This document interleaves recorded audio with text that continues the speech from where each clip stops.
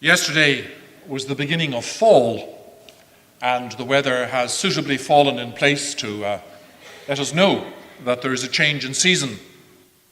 I hope many of you had vacations and that you got some distance and were able to get some perspective on the normal run-of-the-mill life that we have from day to day and week to week. Many of you probably went to the ocean, but others may have gone to the mountains and got a new perspective, new views, seen the horizon in a different light.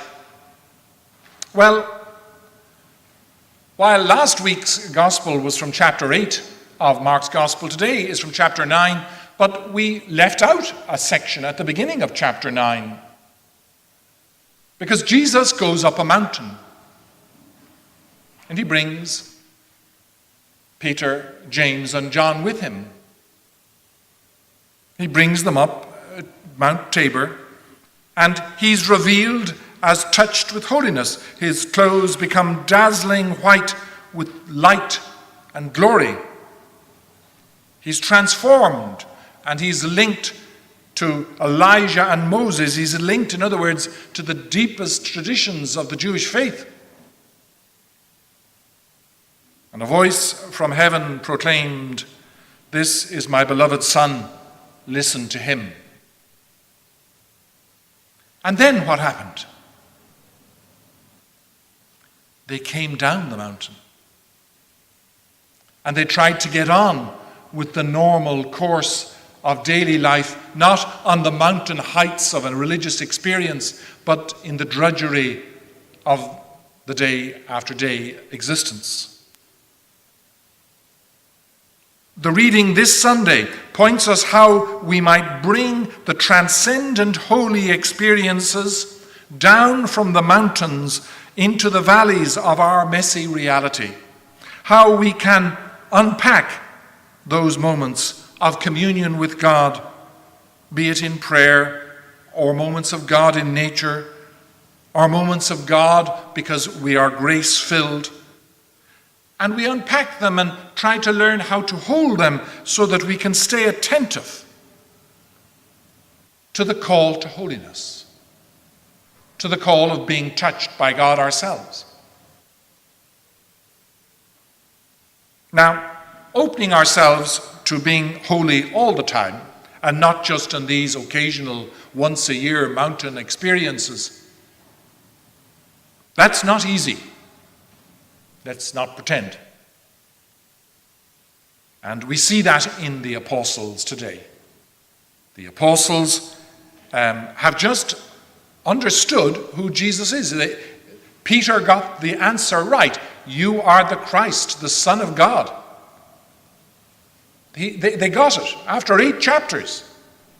Finally. And what's the first thing they do when they hear that, well, if he's the Son of God, that means he's important. That means I better be close to him, and I better be closer to him than him. And so they get competitive. Who is the greatest of us is their question to the mystery of the revelation of God. Who's the greatest? That is far from the light and the simplicity of holiness. It carries the baggage of ego.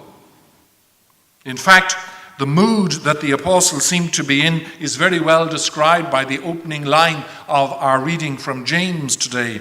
Where jealousy and selfish ambition exists, there is disorder and every foul practice. My goodness, that sentence is like a mirror being held up to our church at the moment. Where jealousy and selfish ambition exist, there is disorder and every foul practice. It's like a mirror being held up to the church. The naked admission of apostles and the gospel is sinful. It is not of God. But let's not be naive. It's not only apostles who seek to set the things of God aside for the stroking ego and ambition in the world. There is therefore a difficulty in bringing the mountaintop experience down to the plain.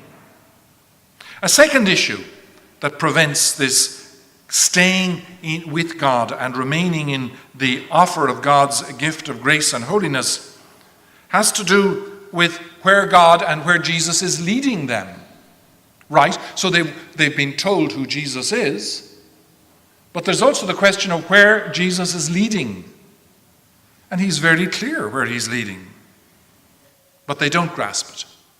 He says, "The Son of Man is to be handed over to men, and they will kill him, and 3 days after his death, the Son of Man will rise." But, Mark says, they did not understand the saying, and they were afraid to question him. Listen, we're on to a good thing here. You're the Son of God. We're going to be great. Please don't start telling us it's all going to end in ruin.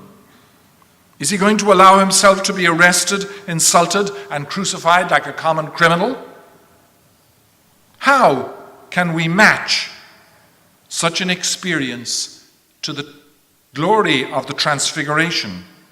How does the peace and the transformation I want from Jesus and I want from my religion get mixed up with suffering and pain and taking up my cross daily to follow him? Too much, too big an ask, back off. There are two correctives offered to us by Jesus in the gospel today to help us, as it were, sliding off the mountain of holiness. First, if anyone wishes to be first, he shall be the last of all and the servant of all. The great model of this service, obviously, is Jesus, the one who washes the apostles' feet, the one who lays down his life for his sheep.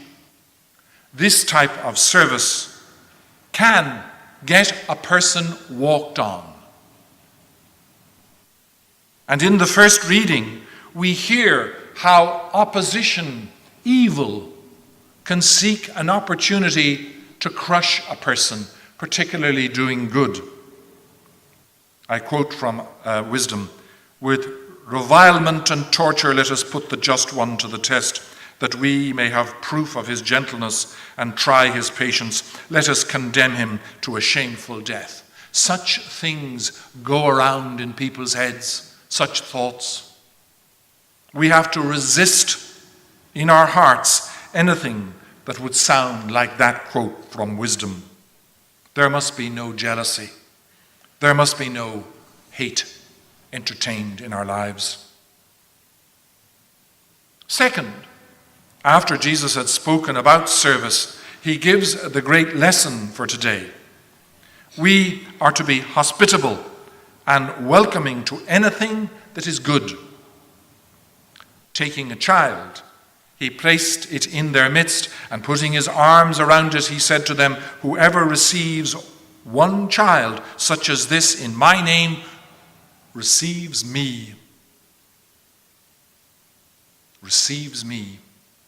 In welcoming, in openness to a child, in openness to those simple presences of God. And we know that God is present in children. In such presences, and when we embrace those small gifts, then we are welcoming Christ. And so I turn to the letter of James that we heard from to think about what small gifts we must embrace and receive and accept. We may not get great big globules of theological insight in our journey for holiness. A sudden revelation and be able to expound on the nature of the Trinity like that someday. It'll be the small opennesses to these gifts of God, to the values of the King, that will assist us to journey and maintain an openness to the gift of holiness which God's grace alone can give. What are some of those things James speaks about? Anything pure, peaceable, gentle, compliant, full of mercy, good fruits. And then a slightly difficult concept was people and trends that are without inconsistency. People and trends that are without insincerity. And of course, then a further emphasis on peace. In giving us the image of welcoming the child, Jesus is saying that the road to holiness and greatness is taking our insights gradually, accepting a gift and receiving it in, being hospitable to those gifts, as we might just have to accept a child as a gift. And if we accept these gifts as we would a child, gradually and slowly, we are receiving Christ. And as Jesus says himself, and the one who receives me receives the one who sent me. That is holiness, an ability to receive the gift of holiness. And so we celebrate the liturgy today to have enough communion with God, enough wisdom, enough desire for holiness to get us to next Sunday.